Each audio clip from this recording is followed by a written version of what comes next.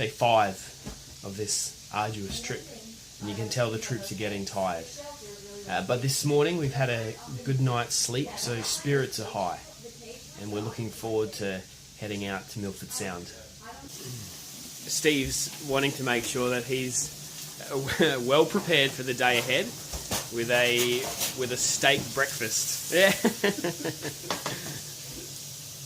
How is everyone feeling this morning? We are excited about being on the boat. Yes. Yes. Resounding positive energy. That steak made the difference, I'll tell you. And don't be fooled by the blue skies. Even though it is a beautiful day, the cold feels like it's trying to reach in and touch my bones.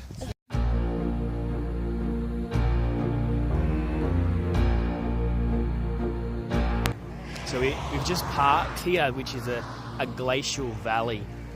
And these mountains behind me are actually actively growing as the continental plate has been pushed into the into Australia's continental plate. And getting out of the tour bus and coming in here, you breathe in the air and it's cool and it's fresh and crisp. It's amazing, actually. Fills your lungs.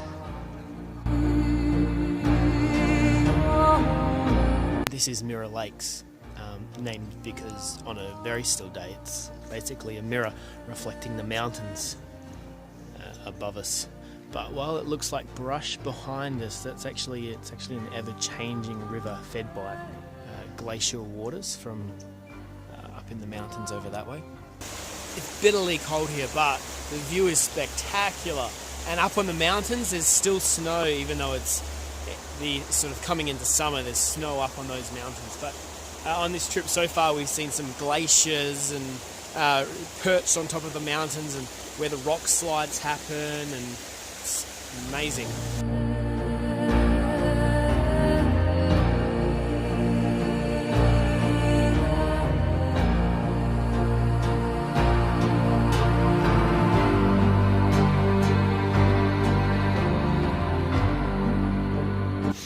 Put on an extra layer because of how cold it is at the moment. We're stopped just at the mouth of the tunnel that runs through the mountain. So they built it back in the 30s for tourism, but the tunnel itself initially they thought it was only going to have to be about 150 metres, and they realised it was actually about 1.3 kilometres long. But that cuts through this massive mountain here, straight through.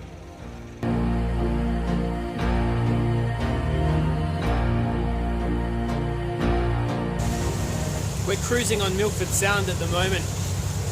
It's interesting that even though it's called a sound, that's not technically correct. Now, folks. Because technically a sound is formed and fed by rivers, whereas a fjord is formed and fed by glaciers, which is exactly what this was done.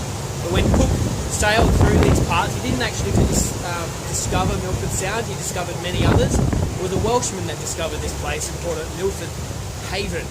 But then later on they decided to align all the names along this place and call it Milford Sound, again, correctly. They've had a bit of trouble with their names around this area. In order to make up for it later, they decided to call this whole area the Fjordlands, because they are, more accurately, fjords, but they spelt Fjordlands incorrectly.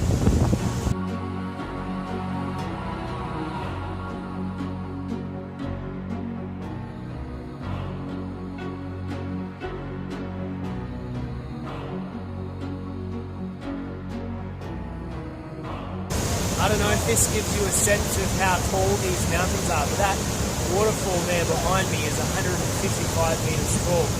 And in fact, these are active mountains. They grow at about the same rate as the fingernails.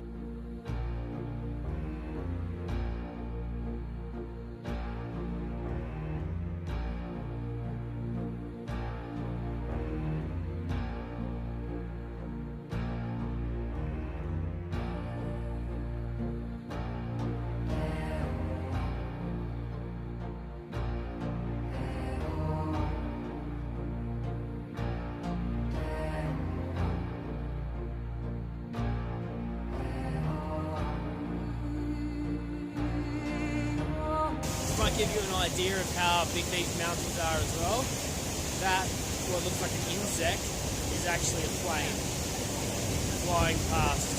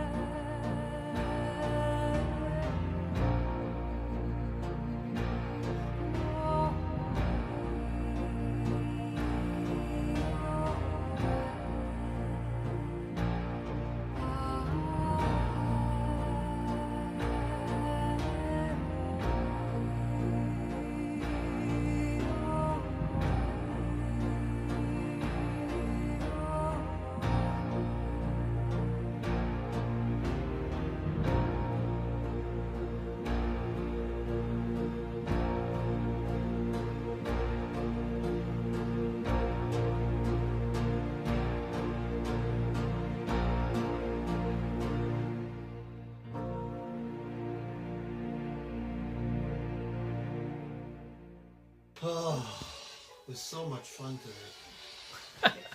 I'm exhausted. The end of our big trip to Milford Sound, it was actually an 8-hour trip, and everyone's feeling a bit wiped out. These guys have reclined to the couch in the lounge room, enjoying some TV before hopefully an early night to bed.